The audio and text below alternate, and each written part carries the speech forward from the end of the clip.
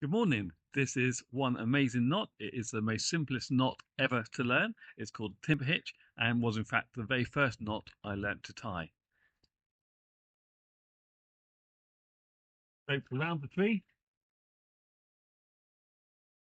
loop over itself, and then I'm wrapping over and under like a snake around the back of the tree as far around as it will go. And I can even use up all the rope if I need to.